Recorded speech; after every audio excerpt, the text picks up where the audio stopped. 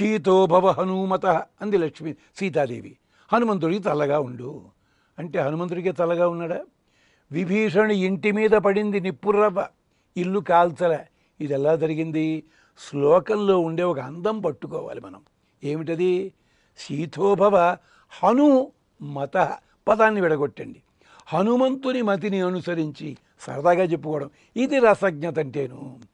అలాగే కీచకుడు వెనకాల పడుతున్నాడు ద్రౌపదీదేవి వెనకాల. అక్కడ పద్యం చూడండి. తెలియని వాళ్ళు ఎలా చదువుతారు? ఆడు పుట్టువతోడ పుట్టినాడవు హీనవంశాభిజాతను నన్ను అడుగదగునే. తక్కువ కులంలో పుట్టి నన్ను అడుగుతావేమిటి? ఇదే చదువుతారు. అక్కడ రసజ్ఞత ఏమిటో తెలుసా? హీనవంశాభిజాత అంటే తక్కువ కులంలో పుట్టిందని. ద్రౌపది అబద్ధం ఆడుతుందండి. ఆవిడ తక్కువ కులమా? అర్థం అది కాదు. పదాన్ని విడగొట్టండి, అర్థం బ్రహ్మాండంగా వస్తుంది. హీనవంశ అభిజాతను నన్నడుగదగునే. తక్కువ కులం నువ్వు పుట్టావురా అని అర్థం అక్కడ. ఇది రసజ్ఞత అంటేను. లేదు, ఇంకా తమాషాగా చెప్పచ్చు, హీన వంశాభిజాతను. ఆ పదాన్ని అదనమాట. అలాగా సకల సంపదలు ఇచ్చేలాంటి రసజ్ఞత అవసరమైన శాస్త్రములన్నిటికీ నేనే మూల కారణం కనుక నా పేరు లక్ష్మి. అంచేత ఇవాళ నుంచి మనలో చదువుకునే పిల్లలు ఉంటారు కదా, వాళ్ళకి ఓం లక్ష్మీ నమః అని అనిపించండి, 11 సార్లు అనిపించండి. వాళ్ళకి చదువు మీద అద్భుతమైన అభిరుచి కలుగుతుంది. చాలా సులభ మార్గము. 3 అక్షరాలు కదండి. ఓం లక్ష్మీ నమః. అందంగా ఉంది, హాయిగాను, ఎంత సింపుల్ అదనమాట. అంటే చదువు కోసమని. కాబట్టే మన వాళ్ళు చదువుకు సంగీతానికి వరవీణా మృదుపాణి అన్నప్పుడు లక్ష్మీదేవి అక్కడ. రంగనాయకి కమలాసను జనని. ఆ పదాలకు అర్థమేంటి? లక్ష్మీదేవి. చాలామంది వీణ అనగానే సరస్వతి అనుకుని సరస్వతి స్తోత్రం, పర్వాలేదు, ఏదైతేమి అమ్మవారి నామం అన్నమాట. అందుకని నా పేరు లక్ష్మి. ఇంకో మాట ఏమిటో తెలుసునా? లా ఆదాని. ల ఆదాని క్ష చేతనా చేతనే అని. ల క్ష మ అంటే మకార శబ్దవాచ్యుడైన జీవుడు చేతన అచేతన దశలో ఉన్న ల ఆదాని, అతనికి అన్ని సంపదలు ఇస్తాను. ఒక బండరాయి ఉంది. బండరాతిని మనం ఉలితో కొడుతుంటే రూపం ఏర్పడుతుందో అది లక్ష్మీదేవి. లేదు, ఈ బండరాయి ఉన్న కారణం చేత మీరు ఒక్కసారి పల్లెటూళ్ళకి వెళ్ళినట్టయితే, పాతకాల పల్లెటూళ్ళకి వెళ్ళాలి. అక్కడ పొలాల మధ్యని కొన్ని బండరాళ్ళు పడి ఉంటాయి. అది తీసేది పొలం సాగు చేయొచ్చు కదా, చెయ్యరు వాళ్ళు. దేనికోసమో తెలుసా? ఒకప్పటి మహానుభావుల జంతు ప్రేమ లాంటిది. గేదెలు, ఆవులు, మేకలు ఇలాంటి వాటికి ఒంటి మీద కండూతి కలిగినట్టయితే వాటిని బాగు చేసేందుకు డాక్టర్లు ఉండరు, లోషన్లు ఉండవు కనుక అవి తిరుగుతూ ఆ బండ దగ్గర ఆగి ఆ వీపుని ఇలా అనుకుంటాయి. వాటి కోసం అట్టే పెట్టే సాంప్రదాయం ఇది. ఆళ్ళవార్లు ఒకరు ప్రార్థన చేశారు, తిరుపతిలో ఒక బండరాతిగా ఉన్న పక్షులకి, జంతువులకి నేను ఉపయోగపడుదుని, లేకపోతే యాత్రికులంతా వెడుతుంటే అలసట తీర్చుకోవడానికి అక్కడ కాసేపు ఆగుతారే అంటారు ఆళ్ళవార్లు. అలాంటి స్థితి కలిగించింది లక్ష్మి అంటుంది లక్ష్మీ తంత్రము. అందుకని లక్ష్మ అంటే సకల చేతనములకు కూడా సంపదలన్నీ తెచ్చి ఇచ్చేదాన్ని. మరొకటి ఇంకో నిర్వచనం చెప్పుకుంది. ఎంచేతంటే ఒకటి గొప్పతనం బయటవాడు ఎవడైనా చెప్పాల్సి ఉంటుంది, కానీ ఒక్కోసారి వాడే చెప్పుకోవాలి. పాపం అమ్మవారు తన గొప్పతనం అంతా అనుభవిస్తున్నాడు తప్ప ఎవడు పట్టించుకోవట్లే.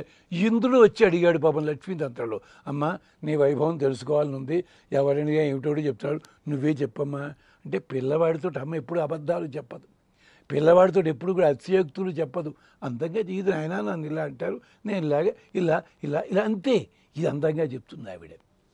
అందుకని ఆవిడంటుంది లయే నివాసే నిర్మాణే ప్రేరణి ప్రకృతేరహం. లకారమేమో లయకి సంకేతము, క్షకారమేమో స్థితికి సంకేతము, మకారమేమో నిర్మాణము లేదా ఉపసంహరణానికి సంకేతము. అంటే సృష్టి స్థితి లయలకు ల క్ష మ అనుంది కదా. లయే నివాసే నిర్మాణే ప్రేరణి ప్రకృతేరహం. ప్రకృతి లోపల ఒకడు ఉత్పత్తి చెందాలన్నా, అది ఎదగాలన్నా, శాఖోపశాఖలుగా విస్తరించాలన్నా ఇలాంటి దశలున్నాయే, వాటికి ప్రేరణ కలిగించేదాన్ని నేను గనక లక్ష్మీ.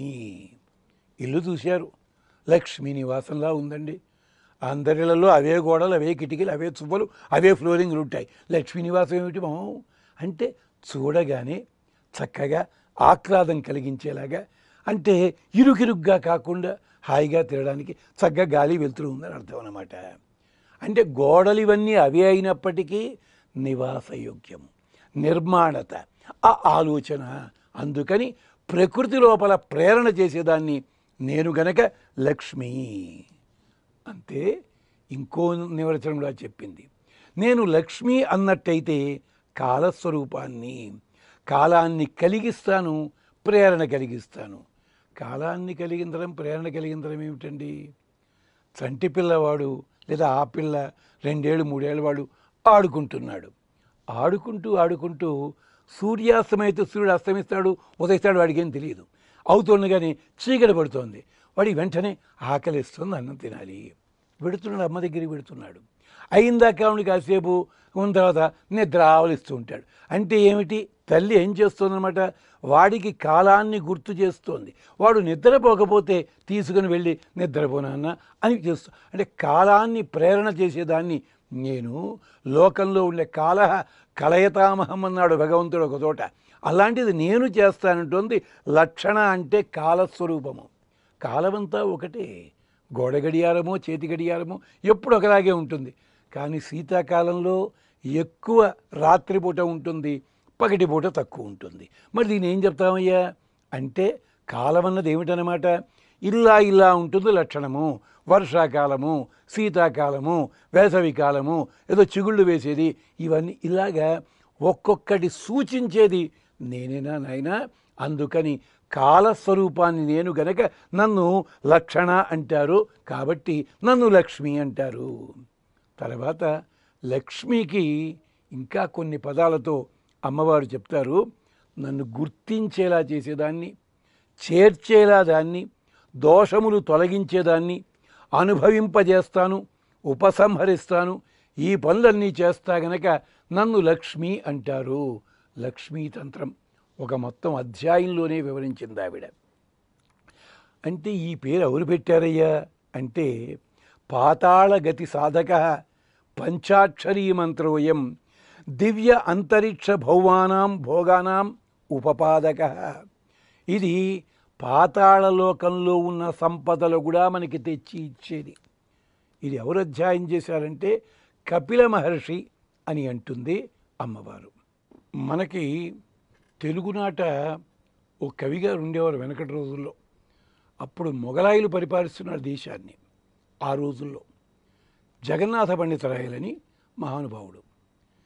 ఆయనకి పుట్టిన గడ్డ మీద పట్టెడు ముతుకులు దొరకలే. నడుచుకుంటూ వెళ్ళిపోయి ఢిల్లీ నగరం దాకాను. ఒక విచిత్రమైన సన్నివేశంలో అక్కడ సుల్తాన్ మొఘల్ చక్రవర్తి ఈయనకి ఆశ్రయం ఇచ్చాడు. అక్కడ తన కవిత్వం అంతా చెప్పుకుంటూ ఎదిగాడు. చాలా అద్భుతమైన కవిత్వం. దాంట్లో లక్ష్మీ అమ్మవారిని స్తోత్రం చేస్తూ ఆయన ఒక మాట అంటాడు, నమస్యామో దామోదర గృహిణి దారిద్ర దళిత, దరిద్రాన్ని తొలగించేదానా అంటూ స్తోత్రం చేస్తూ ప్రత్యేకించి లక్ష్మీ శబ్దం మీద చాలా అద్భుతంగా చెప్పాడు ఆయన. ఇందాక అనుకున్నాం కదా, లయే నివాసే నిర్మాణే ప్రేరణే చాస్మి ప్రకృతేరహం. ఎలాగా అంటే లక్షణాఖ్యస్య భావస్య కళా కాష్టాది స్వరూపిణి అవ్యక్త వ్యక్త సత్వస్థ ప్రేరయిత్మి సదాస్మి. నేను ప్రేరణ చేస్తాను. ఎలాగో తెలుసురా, ఇందాక అన్నాం కళ కాష్ట అంటే మనం ఇప్పుడు సెకండ్లు నిమిషాలు ఇలా అంటున్నామే, అక్కడ కాలమానంలో కళ కాష్ట ముహూర్త నిమేష ఏదో జాము ఇలా పేర్లు వచ్చాయి కదా, ఇలాంటివన్నీ కూడా నేనే కలిగిస్తున్నాను.